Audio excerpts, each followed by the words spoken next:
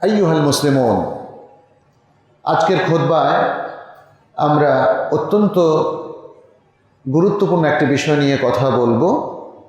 সেটি হলো ব্যবসা বাণিজ্যে নৈতিকতা এবং ইসলামী নীতিমালা ও নির্দেশনা। ব্যবসা বাণিজ্য আমাদের জীবন ধারণের জন্য জীবনের মতোই অপরিহার্য। এমন কোনো সমাজ নেই, এমন কোনো জনপদ নেই, এমন কোনো দেশ নেই যেটা ব্যবসা বাণিজ্য ছাড়া চলে। যেহেতু এটা জীবনের জন্য অপরিহার্য, এই জন্য ইসলাম কিন্তু বাণিজ্যের প্রতি উদ্বুদ্ধ করেছে। ব্যবসা বাণিজ্য হলো এক ধরনের উদ্যোগ, যেটাকে ইংরেজিতে এন্টারপ্রেনারশিপ বলা হয়। উদ্যোগ গ্রহণকে ইসলাম উদ্বুদ্ধ করেছে, প্রশংসা করেছে, এবং উদ্যোক্তা হওয়াকে ইসলাম নানাভাবে অনুপ্রাণিত করেছে। আমরা আল কোরআনের আলোকে প্রথমত সেই বিষয়গুলো আপনাদের সামনে একটু তুলে ধরব। তারপরে ব্যবসা বাণিজ্যের নৈতিকতা বলতে আমরা কি বুঝি সেটা নিয়ে আলোচনা করব, এবং পরবর্তীতে ব্যবসা বাণিজ্যে ইসলামী নীতিমালাগুলো কি, প্রধান প্রধান নীতিমালাগুলো এবং নির্দেশনাগুলো আপনাদের সামনে আমরা প্লেস করব ইনশাল্লাহ আজকের খুতবা। আর যদি আবারও সুযোগ হয় কখনো, তাহলে আমরা খুবই সূক্ষ্মভাবে ইসলামিক বিজনেস এথিক্স নিয়ে কথা বলবো আরেকদিন ইনশাল্লাহ। সেখানে হয়তো আরও ইন ডিটেইলস আমরা আপনাদের সামনে এথিক্সগুলো তুলে ধরব, যেটি কোরআন এবং সুন্নাহর আলোকে আমাদের অনুসরণ করতে বলা হয়েছে, এবং সেই এথিক্সগুলো অনুসরণের মধ্য দিয়েই আসলে একটা দেশের সফল ব্যবসা বাণিজ্য সুন্দর করে পরিচালিত হতে পারে। তো আমরা ধারাবাহিকভাবে কথাগুলো শুরু করছি। আল্লাহ সুবহানাহু ওয়া তাআলা তিনি সূরাতুল মুলকের 15 নম্বর আয়াতে ব্যবসা বাণিজ্যের প্রতি আমাদেরকে উদ্বুদ্ধ করেছেন। তিনি বলেছেন, হুয়াল্লাযী জাআলা লাকুম আল আরদা দালুলান ফামশু ফি মানাকিবিহা ওয়া কুলু মির রিজকিহি ওয়া ইলাইহিন নুশুর। তিনি হচ্ছেন সেই সত্তা যিনি তোমাদের জন্য জমিনকে সুগম করে দিয়েছেন, অতএব তোমরা এর পথে প্রান্তরে বিচরণ করো ওয়া কুলু মির রিজকিহি, এবং তার রিজিক থেকে ভক্ষণ করো। উদ্যোক্তাদের কাজ তো এটাই, পথে প্রান্তরে বিচরণ করে, গবেষণা করে, দেখে আল্লাহ কি রিজিক রেখেছেন। আর রিজিকটা তো এমনি তৈরি হয় না। অন্যের সম্পত্তি থেকে আপনি কিছু একটা খেয়ে ফেলবেন, এটা রিজিক না। আপনি নিজে উদ্যোগ গ্রহণ করে বৈধ উপার্জনের মধ্য দিয়ে আপনার রিজিক তালাশ করতে হবে। মূলত এই কথাগুলো এখানে বলা হয়েছে। আর এটা করতে হবে কারণ অবৈধ কিছু করলে তার বিচার হবে, ওয়া ইলাইহিন নুশুর, আল্লাহর কাছেই সকলকে ফিরে যেতে হবে। সূরাতুল জুমআর সে বিখ্যাত আয়াতটা মনে হয় আপনাদের মনে আছে, 10 নম্বর আয়াত, যেখানে আল্লাহ সুবহানাহু ওয়া তাআলা বলেছেন, ফাইদা কুদিয়াতিস সালাতু ফান্তাশিরু ফিল আরদি ওয়াবতাগু মিন ফাদলিল্লাহ ওয়াযকুরুল্লাহা কাসীরান লাআল্লাকুম তুফলিহুন। যখন জুমার দিন জুমার সালাত শেষ হয়ে যাবে, সম্পন্ন করা হবে, ফান্তাশিরু ফিল আরদ, এরপর তোমরা জমিনে ছড়িয়ে পড়বে, ওয়াবতাগু মিন ফাদলিল্লাহ, এবং আল্লাহর অনুগ্রহ তালাশ করবে, ওয়াযকুরুল্লাহা কাসীরান, আর আল্লাহকে বেশি বেশি স্মরণ করবে, লাআল্লাকুম তুফলিহুন, তাহলে তোমরা সফল কাম হবে। সালাতের সময় বেচাকেনা করা যাবে না, সেটা জুমার সালাত হোক আর 5 ওয়াক্ত সালাত, ফরজ সালাতই হোক। সালাতের একামত যখন মসজিদে হয়ে যায়, তখন এই মসজিদের আশেপাশের প্রতিবেশী এবং অধিবাসীদের উপর ফরজ হচ্ছে বেচাকেনা স্টপ করা, সালাত সম্পন্ন করা। সালাত হচ্ছে আল্লাহর সবচেয়ে বড় জিকির। আপনি পৃথিবীর যে কোনো কাজেই থাকুন না কেন, আল্লাহর জিকিরকে আপনার সবচেয়ে বেশি প্রায়োরিটি দিতে হবে। আপনি বিশ্ববিদ্যালয়ের সিন্ডিকেট মিটিং করছেন, সিনেট মিটিং করছেন, বা দিন দপ্তরে মিটিং হচ্ছে, স্টুডেন্টদের মিটিং হচ্ছে, ক্লাস হচ্ছে, নো, সালাতের সময় সব স্টপ। এই নজিরটা কিন্তু মধ্যপ্রাচ্যের অনেক দেশে আছে, বিশেষ করে সৌদি আরবে। আমরা সবসময় খারাপ জিনিসগুলো তুলে সমালোচনা করি, ভালোগুলো আমাদের চোখ পড়ে না। আপনি কোনো বিশ্ববিদ্যালয় পাবেন না সালাত চলছে, ক্লাস চলছে আর সালাতও চলছে, না। বিশ্ববিদ্যালয়গুলোতে বা মসজিদগুলোতে যখন কোনো টাইম নির্ধারণ করে দেওয়া হয়, আজান হয়, তখন সব স্টপ, সবাই সালাতের জন্য চলে আসবে। মানুষ যত বেশি দুনিয়াদার হচ্ছে, দুনিয়ামুখী হচ্ছে এবং দুনিয়াদার কৃষ্টি কালচারকে ফলো করছে, তখনই আমাদের অধপতনটা মুসলিম সমাজে সৃষ্টি হয়। তো এই আয়াতটিতে আল্লাহ সুবহানাহু ওয়া তাআলা জুমার সালাত শেষের পরে আবারও ব্যবসা বাণিজ্য ওপেন করার কথা বলেছে। শুধু আপনার এলাকায় নয়, আপনার জনপদে নয়, আপনার শপিং মলে নয়, সারা বিশ্বের ট্রেডিংয়ে ইউ ক্যান জয়েন, আপনি অংশগ্রহণ করতে পারেন। কিভাবে, কোন এথিক্সে, কোন ধরনের বৈধতা নিয়ে, সে আলোচনায় তো আজকে করছি আমরা একটু পরেই ইনশাআল্লাহ। ইমাম বাগাবী বলেন, আই ইদা ফারাগা মিনাস সালাতি ফান্তাশিরু ফিল আরদ, যখন সালাত থেকে ফারেগ হয় তখন এই নির্দেশটা এসেছে যে তোমরা জমিনে ছড়িয়ে পড়ো। কি জন্যে? ইমাম বাগাবী প্রখ্যাত একজন মুফাসসির, তিনি বলেছেন জমিনে ছড়িয়ে পড়ো, আড্ডা দাও, এটা না, লিত্তিজারা, বিজনেস রান করার জন্য, ট্রেডিং করার জন্য, লিত্তিজারা ও তাসাররুফি হাওয়াইজিকুম, এবং তোমাদের আরও যে হাজাতগুলো আছে সেগুলো পূরণে।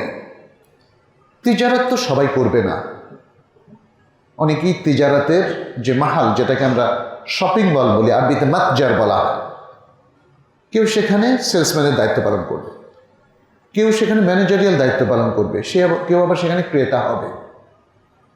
সুতরাং তোমরা জমিনে ছড়িয়ে পড়ো, এটার দ্বারা তোমরা সবাই ব্যবসা করো, এটা উদ্দেশ্য নয়। কেউ ব্যবসা করবে আর সে ব্যবসা থেকে কেউ উপকৃত হবে, নিজের হাজাত অনুযায়ী কেনা বেচা করবে, এটা বলা উদ্দেশ্য।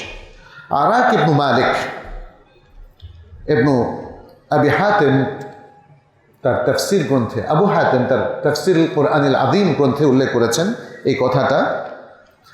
আরাক ইবনু মালিক তিনি বলেন, ইদা সাল্লাল জুমআতা ইনসারাফা ফাওয়াকাফা আলা বাবিল মসজিদ, যখন জুমার সালাতটা পড়বে ফিরে গিয়ে মসজিদের দরজায় দাঁড়াবে, মানে এটা তিনি সম্ভবত মানে কোনো একজন বিজ্ঞ ব্যক্তি সম্পর্কে বলেছেন, যখন তিনি সালাত পড়তেন জুমার সালাত, তারপরে সালাত শেষ করে যখন মসজিদের দরজায় দাঁড়াতেন একটা দোয়া করতেন, কি? আল্লাহুম্মা আজাবতু দাওয়াতাক, হে আল্লাহ আপনার ডাকে আমি সাড়া দিয়েছি, আপনি সালাত পড়তে বলেছেন, আমি সালাত পড়েছি, এটা তো আপনার ডাকেই করেছি। ও সাল্লাইতু ফরিদাতাক, আপনার ফরজ সালাত আমি আদায় করেছি। ওয়ান্তাশারতু কামা আমারতানি, এবং আমি এখন বের হয়েছি যেভাবে আপনি নির্দেশ দিয়েছেন। ফারজুকনি মিন ফাদলিক, অতএব আপনি আপনার অনুগ্রহে আমাকে রিজিক দিন। ওয়া আনতা খায়রুর রাজিকিন, আর আপনি হলেন সর্বোত্তম রিজিক দাতা। অতএব আল্লাহ সুবহানাহু ওয়া তাআলা আমাদেরকে তিজারাতের একটা কমন নির্দেশনা এবং অনুমতি, পারমিশন দিয়ে দিলেন। তবে মানে তিজারাতটাকে দুই ভাগে ভাগ করেছেন, একটা হচ্ছে দুনিয়ার তিজারাত, আরেকটা কি আখিরাতের তিজারাত, আরেকটা হলো আখিরাতের তিজারাত। যেমনটি আল্লাহ সুবহানাহু ওয়া তাআলা কোরআনের অন্য আয়াতে বলেছেন, হাল আদুল্লুকুম আলা তিজারাতিন তুনজিকুম মিন আযাবিন আলিম, তোমাদেরকে আমি এমন একটা ব্যবসা দেখাই দিব যে ব্যবসাটা করলে সেই ব্যবসার কারণে তোমরা কঠিন মর্মন্তুদ আযাব থেকে রক্ষা পাবে। এই ব্যবসাটা তোমাদেরকে কঠিন মর্মন্তুদ আযাব থেকে রক্ষা করবে। এটা হলো আখিরাতমুখী ব্যবসা।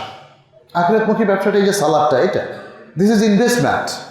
আপনি সালাতে এসছেন, ইট ইজ ইউর ইনভেস্টমেন্ট। আপনি এখানে অনেক আগে এসে বসেছেন, আপনার সেই হাদিসটা হয়তো জানেন, জুমার দিনের ফজিলত, এটা আপনার ইনভেস্টমেন্ট। আপনি দু রাকাত করে অনেক নামাজ পড়লেন, এটা আপনার ইনভেস্টমেন্ট। আপনি খুতবা শুনছেন মনোযোগ দিয়ে, না ঘুমিয়ে, এটা আপনার ইনভেস্টমেন্ট, তাই না? এটা হচ্ছে আখিরাতমুখী তিজারাত। তবে এখানে আমরা আজকে যেই আলোচনাটা করছি এটা হচ্ছে দুনিয়ামুখী তিজারাত বা ট্রেডিং কিংবা ব্যবসা। এখানে সূরাতুন নূরে আল্লাহ সুবহানাহু ওয়া তাআলা আরেকটা সুন্দর পয়েন্ট তুলে ধরলেন 37 নম্বর আয়াতে, রিজালুল্লাহ তুলহিহিম তিজারাতুন ওয়ালা বাইউন আন যিকরিল্লাহ।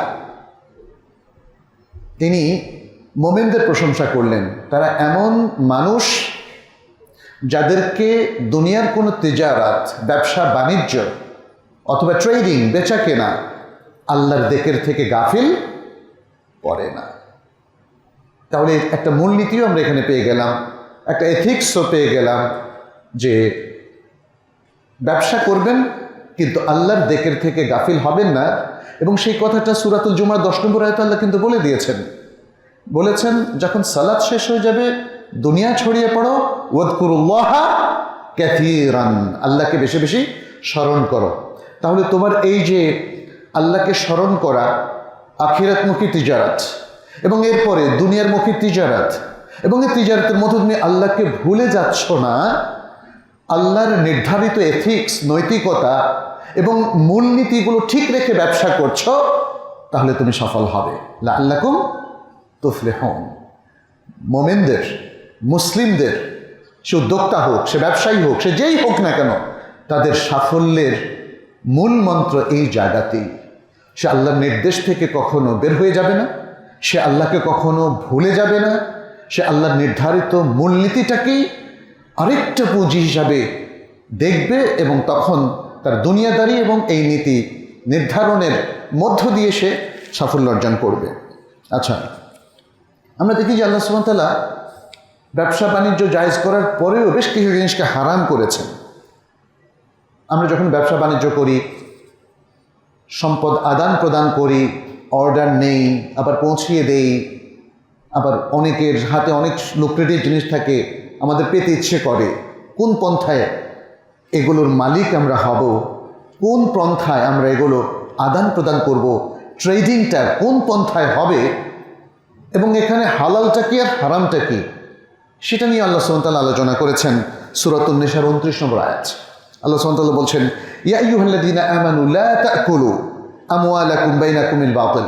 হে ঈমানদার লোকেরা, তোমরা তোমাদের মধ্যে পরস্পর তোমাদের নিজেদের সম্পত্তিগুলোকে বাতিল পন্থায় আত্মসাৎ করো না, বাতিল পন্থায় গ্রহণ করো না, ভক্ষণ করো না, কেড়ে নিও না, আত্মসাৎ করো না, ওনারশিপটা নিও না, বাতিল পন্থায় ওনারশিপটা নিও না।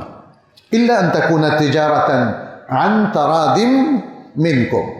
তবে এটা যদি হয় তিজারা, বিজনেস, ট্রেডিং অ্যামং ইউরসেলভস, তোমাদের মধ্যে এটা যদি কোনো বিজনেস হয় যাতে তোমাদের সবার সম্মতি আছে, আন তারাদিম মিনকুম, যাতে তোমাদের সবার সম্মতি আছে, তাহলে এটা জায়েজ হবে। That will be permitted. ওয়ালা তাকতুলু আনফুসাকুম ইন্নাল্লাহা কানা বিকুম রাহিমা। আর তোমরা নিজেদেরকে হত্যা করো না, নিশ্চয় আল্লাহ তোমাদের প্রতি করুণাময়। হালাল হারামের আরও কিছু বিধান কোরআন ব্যাপক আলোচনা করেছে। আজকে হয়তো সব আয়াতগুলো আপনাদের সাথে শেয়ার করতে পারবো না, তবে একটা গুরুত্বপূর্ণ আয়াত সূরাতুল বাকারার 275 নম্বর আয়াত আমাদের অর্থনীতির ব্যাপারে, মুসলিমরা যে অর্থনীতি ফলো করবে এই ব্যাপারে একটা নীতি নির্ধারণী বক্তব্য আল্লাহ সুবহানাহু ওয়া তাআলা দিয়েছেন এই আয়াতটিতে। সূরা আল বাকারার 275 নম্বর আয়াত। কি বলছেন আল্লাহ সুবহানাহু ওয়া তাআলা? তিনি বলেছেন, ওয়া আহাল্লাল্লাহুল বাইআ ওয়া হাররামার রিবা। আল্লাহ বেচা কেনাকে হালাল করেছেন, রিবাকে হারাম করেছেন। ফামান জাআহু মাউইযাতুম মির রাব্বিহি, এরপরে তার রবের কাছ থেকে তার কাছে যে উপদেশ চলে আসলো ওহির মাধ্যমে, ফান্তাহা, এরপর সে রিবা থেকে, হারাম থেকে বিরত হলো, ফেলাহু মা সালাফ, তবে ইতিমধ্যে সে আগে ব্যবসা বাণিজ্যে উন্নতি করে যা অর্জন করেছিল, যা তার মালিকানাভুক্ত করেছিল, সেটা তার থাকবে। ওয়া আমরুহু ইলাল্লাহ, আর তার বিষয়টা আল্লাহর কাছে সুপোর্ট করা হবে। পরিশেষে তার ক্ষমা হবে কি হবে না সেটা আল্লাহই বিবেচনা করবেন, তার সার্বিক কর্মকাণ্ড, তার জীবন, লাইফস্টাইল এগুলো দেখে। ওমান আদা, আর যারা এই উপদেশ চলে আসার পর আবারও হারামটাকে গ্রহণ করে হারামের চর্চাটাকে রিপিট করবে, ফাউলাইকা আসহাবুন নার, তারা হবে জাহান্নামের অধিবাসী, হুম ফিহা খালিদুন, সেখানে তারা চিরকাল অবস্থান করবে। ভয়ঙ্কর একটা কথা তিনি বললেন। কেন ইসলাম ট্রেডিংকে উদ্বুদ্ধ করলো, হালাল করলো, অ্যালাউ করলো, আর কেন ইসলাম রিবাকে হারাম করলো, এটার উপর অনেক প্রচুর বই আরবি এবং ইংরেজিতে আপনারা পাবেন। ইভেন আমেরিকাতেও বহু পাবলিশার লা রিবা অর্থাৎ ইকোনমিক্স অর্থাৎ ফিনান্স উইদাউট ইন্টারেস্ট, এরকম প্রচুর বই পাবেন আমেরিকাতে পাবলিশড। আর আরবিতে তো অসংখ্য বই আছে। আমি শুধু এতটুকু বলবো, ট্রেডিংটা তো আল্লাহ সুবহানাহু ওয়া তাআলা, আমরা আজকে খুতবার শুরুতেই বলেছি, আল্লাহ এটাকে অ্যালাউ করেছেন, শুধু অ্যালাউ না, উদ্বুদ্ধ করেছেন। এটা জীবন ধারণের জন্য অপরিহার্য, ফলে এই অপরিহার্যতাকে ইসলাম এটাকে স্বীকৃতি দিয়েছে। কারণ রিয়াল ট্রেডিংয়ের মধ্যে উৎপাদন বাড়ে, মানুষের যত নিড আছে এই জীবনের সব নিড ফুলফিল হয়, এবং এর মধ্যে কোনো ঠকবাজি প্রতারণা থাকে না। আপনি টাকা পেলে আপনি যে কোনো সম্পদই বিক্রি করবেন, আর তাছাড়া এখানে তো দুই পক্ষের একমত হতে হয়, জোর করে তো আর কেনা বেচা হয় না। ফলে ট্রেডিং ইজ অ্যান আইডিয়াল, আমরা বলবো যে চুক্তি, একটা আদর্শিক চুক্তি, চমৎকার চুক্তি। এখানে মাঝখানে পণ্য থাকে, পণ্য একজনের কাছে থাকে, টাকা আরেকজনের কাছে থাকে, অথবা দুজনের কাছে পণ্য থাকে, পণ্য দিয়ে পণ্য কেনা যায় আর টাকা দিয়েও পণ্য কেনা যায়, বৈধ টাকা দিয়ে বৈধ পণ্য কেনা যায়। ফলে আল্লাহ সুবহানাহু ওয়া তাআলা ট্রেডিং এবং বেচা কেনাকে হালাল করেছেন। রিবাকে কেন হারাম করেছেন? কারণ রিবা হচ্ছে শুভঙ্করের ফাঁকি। এখানে money makes money without any commodity. আমাদের সুদী ব্যাংকগুলোর মূল কাজটা কি? যারা অর্থনীতিবিদ, ব্যাংকার, তারা এটা খুব ভালো বুঝেন। ব্যাংকগুলো মানি মেক করে, 10 টাকা দিয়ে 100 টাকা বানায়। এই জন্য ব্যাংকগুলোকে দেখবেন আপনি সবসময়, ওরা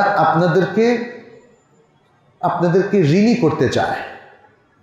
ডেবিটের চেয়ে ক্রেডিটের প্রতি ওদের অনেক তাদের আগ্রহ। তারা ক্রেডিট কার্ড দেখবেন আপনাদের ইউনিভার্সিটিতে রুমে রুমে এসে তারা ক্রেডিট কার্ডের অফারটা দেয়, ডেবিট কার্ডের কিন্তু অফার তারা কখনো দেয় না। আর দেখবেন যে বাজারের যত ফ্যাসিলিটি সবগুলো ক্রেডিট কার্ডে, ডেবিট কার্ডে কোনো ফ্যাসিলিটি নাই। বিমানবন্দরে যাওয়ার সময় আপনি দেখবেন ক্রেডিট কার্ড থাকলে আপনি ফ্রিতে খেতে পারবেন খুবই উন্নত মানের রেস্টুরেন্টগুলোতে, কিন্তু ডেবিট কার্ডে নও। বুঝতে পেরেছেন? ব্যাংক চায় ক্রেডিট বাড়াতে, ডেবিট না। কারণ এই ক্রেডিট সিস্টেমের মধ্য দিয়ে ব্যাংক যে কোনো দেশে, এটা ক্যাপিটালিস্ট পদ্ধতি, পুঁজিবাদী পদ্ধতি, যে কোনো দেশে মানে প্রচুর টাকা তারা তৈরি করবে, মানুষকে ঋণী করবে, ঋণে জর্জরিত করবে। আধুনিক ক্যাপিটালিজম এটাই। আপনি কি জানেন বাংলাদেশের মানুষ যতটা ঋণী, তার চাইতে বহু গুণে ঋণী নর্থ আমেরিকান, কানাডিয়ান এবং আমেরিকান মানুষ। ওখানকার অধিকাংশ মানুষ চেষ্টা করলেও সারা জীবন ঋণ থেকে বের হতে পারবে না, এবং তাদের প্রত্যেকের মানিব্যাগে দেখবেন 10টা-15টা ক্রেডিট কার্ড। যাই হোক, আমি সুদ থেকে বললাম এই কথাগুলো। ক্রেডিট সিস্টেম মানে সুদী সিস্টেম। আজকের ক্যাপিটালিজম আমাদের সবার টাকাটাকে হাত করার জন্য তারা এই সুদী সিস্টেমটাকে সারা পৃথিবীতে এস্টাবলিশ করেছে, এবং আমাদের মাথায় ঢুকিয়ে দিয়েছে সুদ ছাড়া কোনো গত্যন্তর নাই, চাইলেও সুদ থেকে বাঁচতে পারবো না। সুদ যদি সরাসরি না খাই, পরোক্ষভাবেও সুদ আমাদেরকে খেতেই হবে। আমাদের সবার মাথায় এটা ঢুকিয়ে দিয়েছে, কিন্তু ইসলাম এটা বিশ্বাস করে না। ইসলাম মনে করে সুদ 100% অ্যাভয়েড করা সম্ভব। আজকে অনেক ইসলামিক ব্যাংক বা ইসলামিক প্রতিষ্ঠান, আপনি বর্তমান অর্থনীতির পোশাক পরিয়ে কিংবা ফিনান্সিয়াল ফরম্যাটের মধ্যে থেকে আপনি এক্সপেক্ট করছেন এই ব্যাংকগুলো শতভাগ অথবা এই প্রতিষ্ঠানগুলো শতভাগ ইসলামিক হবে। কেমনে বলেন তো? সেগুলো কি ব্যাংকের দোষ নাকি সিস্টেমের দোষ? আজকের এই বাংলাদেশে এখানেও প্রত্যেক জনগণ, প্রত্যেক ব্যক্তি কি পরিপূর্ণ ইসলামিক লাইফ মেনটেন করতে পারে? আপনি কি আপনার চাকরিস্থলে পারেন? আপনি যে কর্পোরেট সংস্থায় কাজ করেন সেখানে মেয়েদের পোশাকটা কি শালীন সুন্দর? সেখানে সমস্ত লেনদেনগুলো কি ক্লিন? সেখানে কি কোনো ঘুষের লেনদেন হয় না? সেখানে কি সুদ থেকে রেভিনিউ আসে না? আপনি চাইলেই কি পারবেন? নাকি আপনি নিজেকে বাসায় বাক্সবন্দি করে রাখবেন, যেহেতু সবই নষ্ট, আমি কোথাও যাব না, এভাবেও কি জীবন চলবে? চলবে না। প্রিয় ভাইরা, জিনিসগুলো বুঝতে হবে, আমাদেরকে ইনসাফ করতে হবে, এবং আসল জায়গায় পরিবর্তন না হলে মনে রাখবেন ক্ষুদ্র জায়গাগুলো পরিবর্তন হবে না। মাথায় যদি সমস্যা থাকে তাহলে শরীরের অন্যান্য অঙ্গ প্রত্যঙ্গ আপনাকে বুদ্ধিমান মানুষে পরিণত করবে না, এটা মনে রাখতে হবে। যাই হোক, আমরা এখানে ছোট্ট আলোচনা করলাম ব্যবসা বাণিজ্য। তাহলে নৈতিকতাটা কি? এখানে আপনারা দেখতে পেলেন আল্লাহ সুবহানাহু ওয়া তাআলা ব্যবসা বাণিজ্যকে জেনারেলি অ্যালাউ করেছেন, পারমিশন দিয়েছেন। আবার দেখতে পাচ্ছি ব্যবসা বাণিজ্য করতে গিয়ে আপনি যেন গাফেল না হয়ে যান সে ব্যাপারে তানবীহ সূরাতুন নূরের মধ্যে। আবার সূরাতুল বাকারার মধ্যে দেখতে পাচ্ছি সুদ, যেটা আজকের অর্থনীতির অন্যতম অনিবার্য, আজকের অর্থনীতি, আধুনিক অর্থনীতির কথা বলছি, আমি ইসলামী অর্থনীতির কথা বলছি না, অন্যতম একটা উপাদান সুদ, সেটাকে ইসলাম চিরকালের জন্য হারাম করে দিয়েছে। চিরকালের কথাটা কোথায় পেলাম? এটা পেলাম নবী সাল্লাল্লাহু আলাইহি ওয়াসাল্লামের বিদায় হজের ভাষণে। তিনি বিদায় হজের ভাষণে, যেটি হাদিসে জাবের ইবনে আব্দুল্লাহ রাদিয়াল্লাহু তাআলা আনহুর মধ্যে এসেছে, সহিহ মুসলিমের মধ্যে, সেখানে তিনি স্পষ্ট করে দিয়েছেন, বলে দিয়েছেন, আজ থেকে সকল সুদ আমার এই দুই পায়ের নিচে রহিত করে দেওয়া হলো। এবং তিনি তার চাচা অথবা চাচাতো ভাই, তার সুদও তিনি রহিত করলেন তার পক্ষ থেকে। অর্থাৎ যে সুদগুলো এখনও ছিল তাদের পরিবারে বনু হাশেমে, সেটাও তিনি রহিত করলেন। আর রহিত করলেন সকল সুদকে, এবং বললেন ইলা ইয়াউমিল কিয়ামাহ, কিয়ামত পর্যন্ত এই সুদ আর কখনোই ইসলামে জায়েজ করা হবে না। আচ্ছা, তাহলে আমরা ব্যবসা বাণিজ্যের নৈতিকতা বলতে সাধারণত বুঝি হালাল পন্থার মধ্যে থেকে, বৈধ সীমানার মধ্য থেকেই ব্যবসা বাণিজ্য করা, এবং ব্যবসা বাণিজ্যের যে এটিকেটস বা এথিক্সগুলো আছে সেগুলো মেনটেন করা, এবং যেগুলো আল্লাহ সুবহানাহু ওয়া তাআলা এবং রাসূল সাল্লাল্লাহু আলাইহি ওয়াসাল্লাম হারাম করেছেন সেগুলোকে অ্যাভয়েড করা। ব্যবসা বাণিজ্যের মধ্যে সেই হারাম অথবা নিষিদ্ধ কোনো কাজে নিজেকে সম্পৃক্ত না করা বা নিজের ব্যবসাকে সম্পৃক্ত না করা, এটাই হচ্ছে ইসলামের দৃষ্টিতে ব্যবসায় নৈতিকতা। এবং আমরা এটাও মনে করি যে একটা মুসলিম সমাজের সকল ব্যবসা বাণিজ্যে রাষ্ট্রীয় অবকাঠামোতে এটাই সাধারণত এস্টাবলিশড। তাহলে এই যে একটা নৈতিকতার কথা আমরা বললাম, এবং এর পাশাপাশি একটা ব্যবসাকে রান করতে গেলে কোন নীতিমালাগুলো আমাদেরকে একটু আইডেন্টিফাই করতে হবে এবং সেগুলো রক্ষা করতে হবে, আমরা সেটা নিয়ে একটু আলোচনা করি। সেগুলো নবী সাল্লাল্লাহু আলাইহি ওয়াসাল্লামের বিভিন্ন হাদিস থেকে এবং বিভিন্ন আয়াত থেকে সেগুলো প্রমাণিত। আচ্ছা, এখানে দুটো আয়াত, তার আগে একটু বলি, আমার এখানে সংগ্রহে ছিল, শেয়ার করি। সূরা মুজাম্মিলের একটা আয়াত, আলিমা আন সায়াকুনু মিনকুম মারদা ওয়া আখারুনা ইয়াদরিবুনা ফিল আরদি ইয়াবতাগুনা মিন ফাদলিল্লাহ ওয়া আখারুনা ইউকাতিলুনা ফি সাবিলিল্লাহ। বলছেন আল্লাহ জানেন যে তোমাদের মধ্যে কেউ অসুস্থ থাকবে, আরেক দল থাকবে যারা জমিনে ঘুরে বেড়াবে এবং আল্লাহর ফদল অর্থাৎ আল্লাহর অনুগ্রহ তারা তালাশ করবে। এটা ব্যবসায়ীকে কেন্দ্র করে বলা হচ্ছে। আর আরেক দল যারা আল্লাহর পথে যুদ্ধ করবে।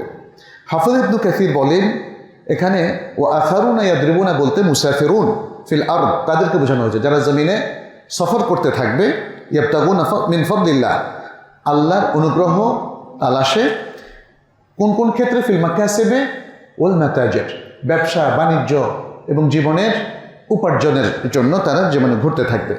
ইমাম সুয়ুতি বলেন হাদিহিল আয়া আসলুন ফি তিজারা, এই আয়াতটা হচ্ছে তিজারাত জায়েজ হওয়ার দলিল। আচ্ছা, আরেকটা আয়াত বলি একটু, সূরা ফুরকানের আল ফুরকানের 20 নম্বর আয়াত, আল্লাহ সুবহানাহু ওয়া তাআলা বলছেন, ওমা আরসালনা ক্বাবলাকা মিনাল মুরসালিন, তোমার আগে যত রাসূলই আমরা প্রেরণ করেছি না কেন, ইল্লা ইন্নাহুম লা ইয়াকুলুনা আত-তাআমা ওয়া ইয়ামশুনা ফিল আসওয়াক, তারা প্রত্যেকেই খাদ্য ভক্ষণ করতেন এবং প্রত্যেকেই বাজারেও যেতেন। তার মানে নবী রাসূল হয়েছে বলে আর বাজারে যাওয়া যাবে না, ব্যাপারটা এমন নয়। আচ্ছা, সুতরাং ব্যবসা বাণিজ্যের মাধ্যমে যে ইনকামটা আমাদের হয় এটা হলো আতিয়াব আল কাসব, অর্থাৎ এটাকে বলা হয় সবচেয়ে উত্তম উপার্জন। এখানে একটা হাদিস আছে, যে হাদিসটি আবু দাউদ সহিহ সনদে বর্ণনা করেছেন। আয়েশা রাদিয়াল্লাহু তাআলা আনহাকে জিজ্ঞেস করা হয়েছিল যে তার আন্ডারে কিছু ইয়াতিম ছিল। একজন ব্যক্তি, মহিলা জিজ্ঞেস করেছিলেন, আমার আন্ডারে কিছু ইয়াতিম আছে, আমি কি ইয়াতিমের যে সম্পদ আছে তার থেকে কিছু খাবো? তখন তিনি বলেছিলেন, দেখুন রাসূলুল্লাহ সাল্লাল্লাহু আলাইহি ওয়াসাল্লাম এর একটা হাদিস আপনাকে শোনাচ্ছি। তিনি বলেছিলেন, ইন্না মিন আতয়াবি মা আকালা আর-রাজুলু মিন কাসবিহি ওয়া ওয়ালাদুহু মিন কাসবিহি, বলেছেন যে মানুষ তার যে উপার্জন থেকে খাবে এবং তার সন্তান যে উপার্জন থেকে খাবে সেটা হচ্ছে মিন কাসবিহি, তার উপার্জন। মানে সবচেয়ে উত্তম এবং পবিত্র খাদ্য হচ্ছে যা সে উপার্জন করে, অন্যেরটা থেকে খাওয়া এটা উত্তম নয়। আচ্ছা, এখানে ইবনে হিব্বান তার সহিহ গ্রন্থে আরেকটা হাদিস নিয়ে এসেছেন। নবী সাল্লাল্লাহু আলাইহি ওয়াসাল্লাম বলেছেন, মাসালুল মুমিনি মাসালুন নাহলা লা তাকুলু ইল্লা তাইয়্যিবা ওয়া লা তাদউ ইল্লা তাইয়্যিবা, মধুমক্ষিকার মতোই হচ্ছে মোমেনের দৃষ্টান্ত। একজন মোমেন মধুমক্ষিকার মতো, সে কি কোনো নোংরা জিনিস খায়? সে কিন্তু সবচেয়ে উত্তম জিনিসটাই খায় এবং সেটাকে যখন সে তার চাকের মধ্যে রাখে উত্তমটাই রাখে, সে বর্জ্য হিসাবে রাখে না, কিন্তু যেটা খেলাম হজম করলে তারপর যেটা বের হলো না, সে যেটা সংগ্রহ করে পবিত্র জিনিস সেটাই সে মধুর চাকে রাখে। এর জন্যই তো মধুর এত মূল্য, পিওর মধুর এত মূল্য। এবং পিওর মধু একটা হেলদি ফুড, যেটা আমাদের নানা রকম শরীরের যে চাহিদা আছে সেটা মেটায়। এবং আল কোরআনে মধুকে একটা উত্তম খাদ্য এবং আরোগ্য লাভের একটা সুন্দর উপায় হিসেবে উল্লেখ করা হয়েছে। আচ্ছা, আমরা এবার যাই আমাদের যে নীতিমালাগুলো। আচ্ছা, এখানে আরও দু একটা কথা আছে, অবশ্য এগুলো আমাদের নৈতিকতার মধ্যে চলে আসে। নবী সাল্লাল্লাহু আলাইহি সাল্লাম স্পষ্ট করে বলে দিয়েছেন, ভিক্ষার চেয়ে নিজে ব্যবসা করা ভালো।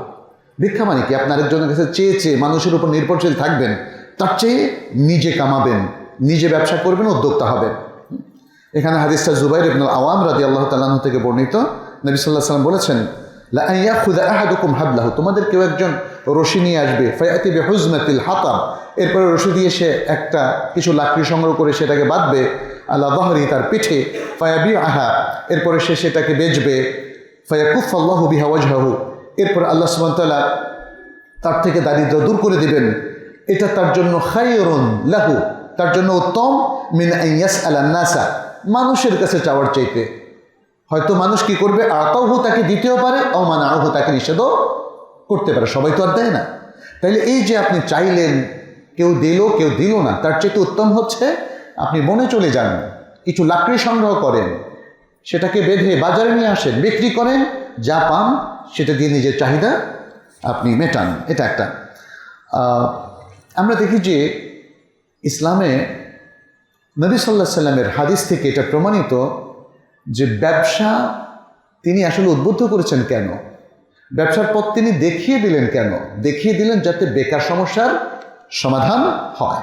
আমাদের দেশে অনেক মানুষ এখন বেকার, চাকরি খোঁজে, অনেকে চাকরি খুঁজতে খুঁজতে স্যান্ডেল ক্ষয় করে ফেলে, কিন্তু তার মাথায় এটা আসে না যে সে নিজে উদ্যোক্তা হতে পারে।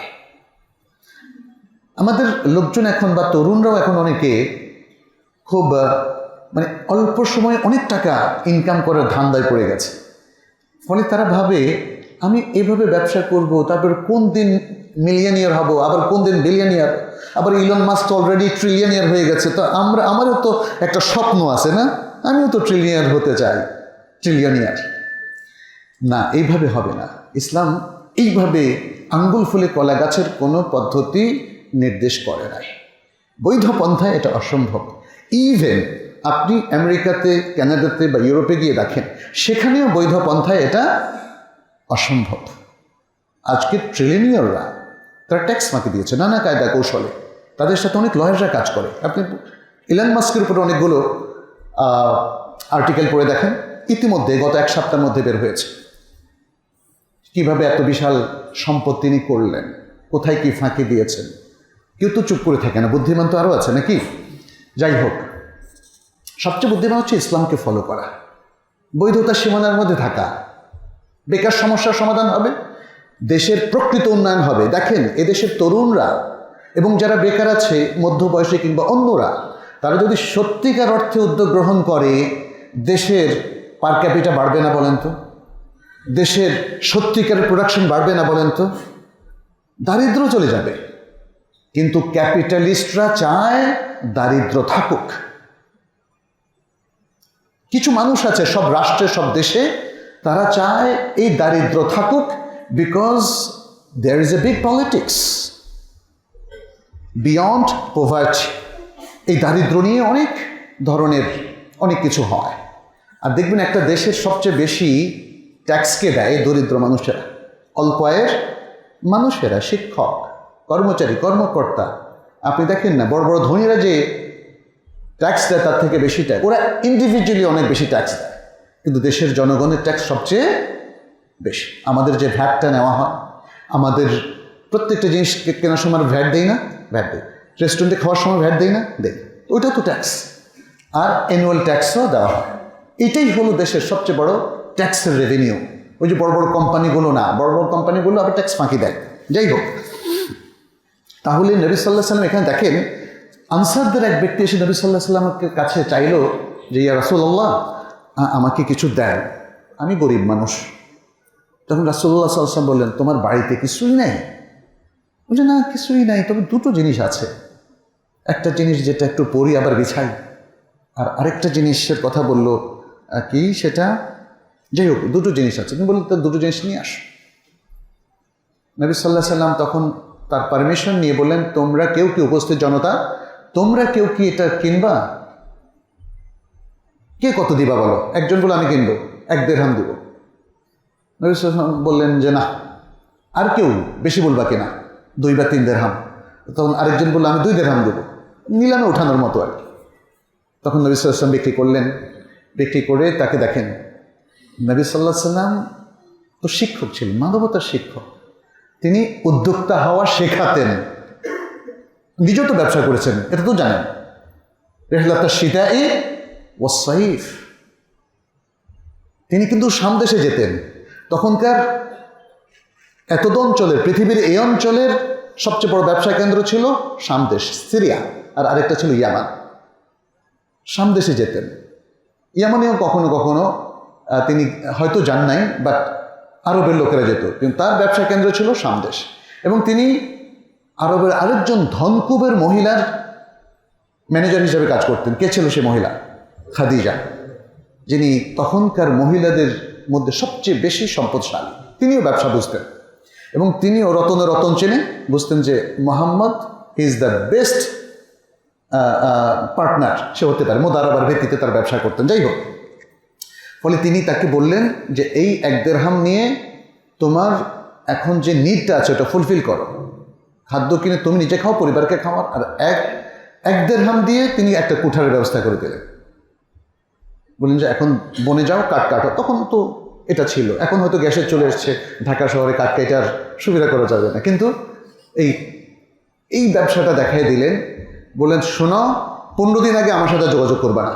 দেখেন প্রকৃত শিক্ষক কিভাবে ডিল করে পুরো বিষয়টা। 15 দিন আগে আমার সাথে আর দেখা করবা না।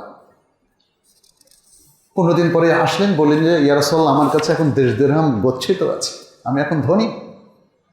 10 দিরহাম কম না তখনকার আমলে। দেখেন, উদ্যোগ গ্রহণ, ব্যবসায়ী উদ্যোক্তা হওয়া, দেখেন কিভাবে বারাকা নিয়ে আসে, এবং এর সাথে রিয়াল প্রোডাকশনটা তৈরি হয়। আর আজকে যারা ধরেন বিভিন্ন রকম MLM বিজনেস, তাই না, মাল্টি লেভেল মার্কেটিং, এইটা করে অনেকগুলো কোম্পানি কিন্তু বাংলাদেশের কোটি কোটি মানুষকে সর্বশান্ত করেছে কিনা বলে। আমি জানি না আজকে কি বাংলাদেশে কোনো পড়াশোনা নাই? সরকারিভাবেও নিষিদ্ধ এই ব্যবসাটা, মাল্টি লেভেল মার্কেটিং। তারপরেও মানুষ মনে হয় যেন বলছে, ভাইজান একটু আমারে ধোকা দেন, ভালো লাগে না, ঘুম আসে না, টাকাটা নিয়ে যান। আমার মনে হচ্ছে মানুষের জ্ঞানের লেভেলটা এতটা নিচু স্তরে নেমে গেছে। আপনি ডেস্টিনির ইতিহাস জানেন না? কত মানুষ সর্বশান্ত হলো। ইউরোপে টু ইউর ইতিহাস জানেন না? তাহলে এখনো কেন মানুষ এত সস্তায় এই অবৈধ ব্যবসাগুলোতে সম্পৃক্ত হচ্ছে? এটা ইসলামে অবৈধ। আমরা আর্টিকেল লিখেছিলাম এবং আরো অনেকেই লিখেছিলেন। ইসলাম হাউস আপনি দেখবেন আর্টিকেল আছে যে MLM বিজনেস পুরোপুরি ইসলামে নিষিদ্ধ। কেউ কেউ জায়েজ বললো, এটা আসলে সিদ্ধ নয়। আবার দেখবেন যে ইন্টারনেটে স্বর্ণ বিক্রি করে। স্বর্ণ কি ইন্টারনেটে বিক্রি করা যায়? স্বর্ণর কেনা বেচা তো নগদ হতে হবে, এটা আল্লাহ রাসূল সাল্লাল্লাহু আলাইহি ওয়াসাল্লাম নির্দেশ। মুদ্রার বেচা কেনা নগদ হতে হবে, এটা ইন্টারনেটে বেচা কেনা করা যায় না। মনে রাখবেন, এরা ধোঁকাবাজ এবং এটা প্রমাণিত হয়েছে ধোঁকাবাজ। এরা ইসলামিক এথিক্স, রাষ্ট্রীয় এথিক্স ভঙ্গ করে জনগণকে প্রতারিত করছে। কিন্তু জনগণের একদল বলে যে প্রতারিত হতে ভালো লাগে। এতটুকু বুদ্ধিমত্তা কেন আমরা ডেভেলপ করছি না, যাতে করে এথিক্সটাকে মেনটেন করতে পারি এবং আর প্রতারিত না হই? আমার চোখের সামনে এতজন প্রতারিত হলো, সে থেকেও কি শিক্ষা নেবেন না? আমি আপনাদেরকে বলছি, আল্লাহ সুবহানাহু ওয়া তাআলা যে অমোঘ ঘোষণাটা দিয়েছেন আল কোরআনে, লাকাদ কানা লাকুম ফি রাসূলিল্লাহি উসওয়াতুন হাসানাহ লিমান কানা ইয়ারজুল্লাহা ওয়াল ইয়াউমাল আখিরা ওয়া যাকারাল্লাহা কাসীরা। এটা একটু মনে রাখবেন। আল্লাহ বলছেন, নিশ্চয়ই তোমাদের জন্য রাসূলুল্লাহর মধ্যে রয়েছে উত্তম আদর্শ, যারা আখিরাত, আল্লাহ এবং আখিরাত দিবসের প্রত্যাশা করে এবং আল্লাহকে বেশি বেশি স্মরণ করে। আল্লাহকে স্মরণ না করলে তো ভুলে যাবেন, ইসলামের এথিক্সটা ভুলে যাবেন। ব্যবসা বাণিজ্যে আপনার মধ্যে ধোঁকাবাজি চলে আসবে, করাপশন, দুর্নীতি চলে আসবে, আঙ্গুল ফুলে কলা গাছের হওয়ার একটা লোভ জেগে উঠবে, শয়তানি একটা লোভ, এবং তারপরে আপনি নিজেও ধ্বংস হবেন, অনেক মানুষকে ধ্বংস করবেন, আপনি জনপদকে ধ্বংস করবেন, রাষ্ট্রকেও টাকা শূন্য করে ফেলবেন। কোথায় এথিক্স? আপনাকে আল্লাহকে স্মরণ করতে হবে। যদি সত্যিই আপনি আল্লাহকে স্মরণ করেন, তখন এথিক্সের বাইরে, নৈতিকতার বাইরে এবং হারামের সাথে সম্পৃক্ত হওয়ার সময় আপনার বুক কেঁপে উঠবে। আপনার বিবেক আপনাকে বলবে, ইত্তাকিল্লাহ, ইত্তাকিল্লাহ, আল্লাহকে ভয় করো। তখন আর আপনার বিবেক আপনাকে খারাপ কাজে সম্পৃক্ত হতে দেবে না। আজকে আমাদের দেশের ব্যবসা বাণিজ্য যদি এই এথিক্সগুলোকে মেনটেন করতো, বিশ্বাস করুন, এদেশের মানুষের এত বেশি সমস্যা হতো না। আজকে প্রতিটা পে স্কেলের সময় জিনিসের দাম ডবল হয়ে যায়, লাভ হলো কি পে স্কেল? এটা কি মানি ইনফ্লেশন না বলেন তো? টাকার মান কি কমে যাচ্ছে না? কমে যাচ্ছে। এগুলো ক্যাপিটালিজমের উপহার। তাহলে আমাদের ইসলামিক সিস্টেমের দিকে আমাদের ফিরে আসতে হবে, ইসলামিক ফিন্যান্সের দিকে ফিরে আসতে হবে, ইসলামিক ট্রেডিং এথিক্সের দিকে ফিরে আসতে হবে, ইসলামের হালাল হারাম বিধানের দিকে আসতে হবে। আমি আজকে আর মনে হয় আলোচনা করতে পারছি না, যেহেতু সময় শেষ। এখানে শুধু কয়েকটা পয়েন্ট আমি বলে শেষ করছি। যে এই মূলনীতিগুলো ইসলাম দিয়েছে, তার মধ্যে ইখলাসুন নিয়্যাহ, এগুলো আমি পরে আলোচনা করব। আমাদের মধ্যে সবচেয়ে উত্তম উদাহরণ হচ্ছে এই যে ট্রেডিং, এই যে ব্যবসা বাণিজ্যের মধ্যে আল্লাহর সন্তুষ্টি অর্জন, এবং এই আল্লাহর সন্তুষ্টি অর্জনের সাথে সাথে পৃথিবীর প্রভূত সম্পত্তিও যে অর্জন করা যায়, তার উদাহরণ নবী সাল্লাল্লাহু আলাইহি ওয়াসাল্লামের সাহাবাদের মধ্যে অনেক ছিল। তার মধ্যে দুজন সাহাবা খুবই উল্লেখযোগ্য, ওসমান ইবনে আফফান রাদিয়াল্লাহু তাআলা আনহু এবং আব্দুর রহমান বিন আউফ।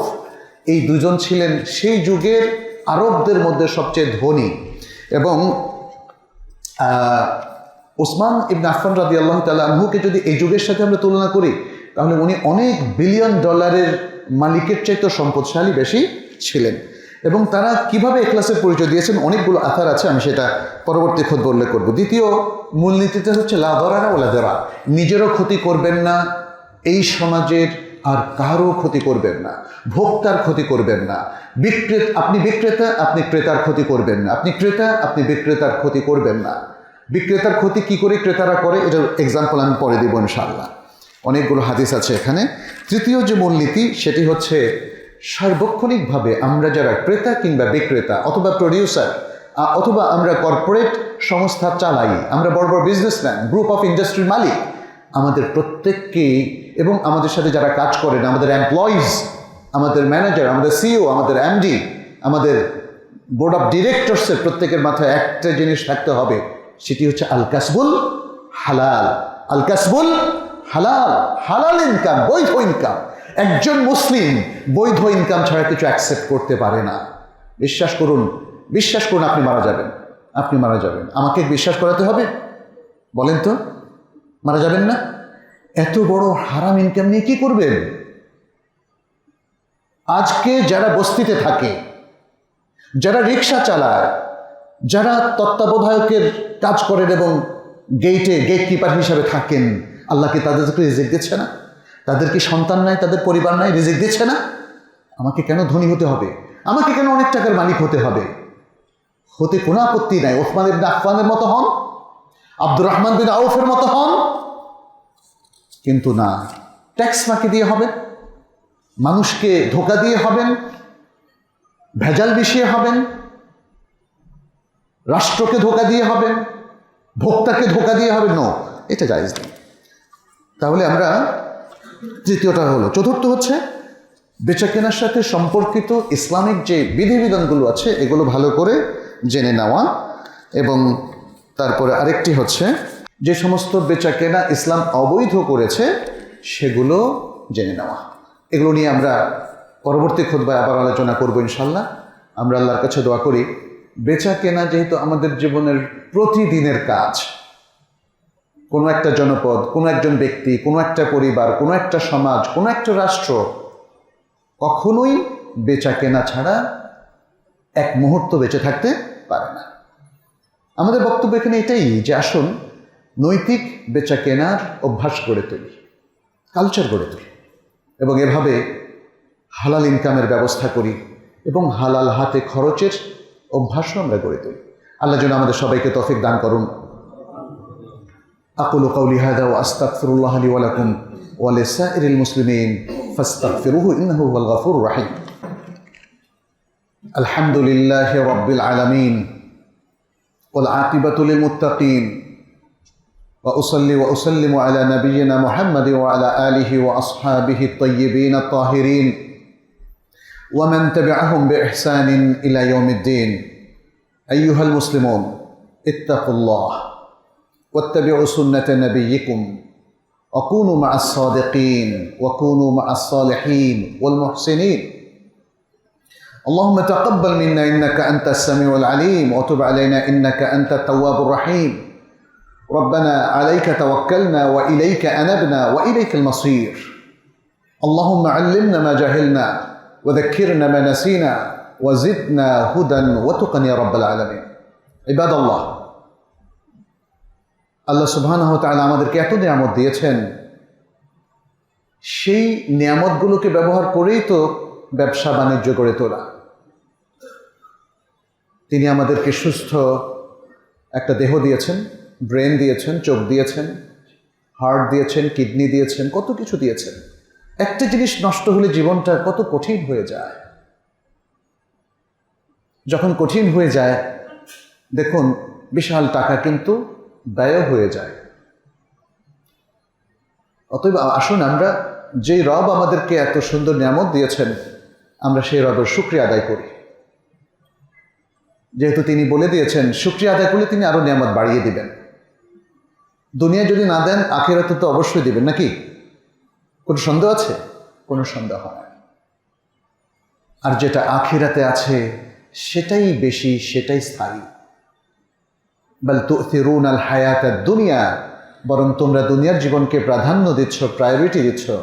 ওয়াল আখিরাতু খায়রুন ওয়া আবকা, আর আখিরাত হচ্ছে স্থায়ী এবং অতি উত্তম, দুনিয়ার চেয়ে উত্তম। মুসলিম এই জন্য হিসাবে কখনো ভুল করে না যে দুনিয়ায় যদি সে পুরোটা নাও পায় তার এক্সপেকটেশন অনুযায়ী, সে কিন্তু আখিরাতে পাবেই। ধরুন আখিরাতে আপনি সবচেয়ে নিম্ন দারাজার স্তরের জান্নাত পেলেন, যেটা এই দুনিয়ার এই গ্লোবের 10 গুণের চাইতেও বড়, প্লাস পৃথিবীর কোনো দুঃখ কষ্ট সেখানে থাকবে না, যা চাইবেন তাই পাবেন। তাহলে কি আপনার কোনো লস আছে? পৃথিবীর 1 গুণ কত মানুষের মধ্যে বিভক্ত হয়ে যাচ্ছে, তাই না? আপনি যতই চেষ্টা করুন না কেন, পৃথিবীর সব সম্পদ তো একত্রিত করতে পারবেন না এবং সব সম্পদের মালিক হতে পারবেন না। কিন্তু মনে রাখবেন, কিতাবুত তাওহীদ সহিহ বুখারীর শেষ অধ্যায়ের একটা হাদিসে নবী সাল্লাল্লাহু আলাইহি সাল্লাম স্পষ্ট করে দিয়েছেন, শেষ যে ব্যক্তিকে জাহান্নাম থেকে বের করা হবে এবং তাকে জান্নাতে প্রবেশ করানো হবে, সে এমন একটা জান্নাত পাবে যেটা এই গ্লোবের 10 গুণের চাইতেও বড়, এবং সেখানে সে যা চায় তাই পাবে। তার পাওয়ার ধরনটা হলো এমন, মা লা আইনুন রাআত, তার চোখ কোনোদিন দেখেনি, ওয়ালা উযুনুন সামিআত, তার কান কোনোদিন শুনেনি এত বিশাল নিয়ামতের কথা, এত বিশাল সুযোগ সুবিধার কথা।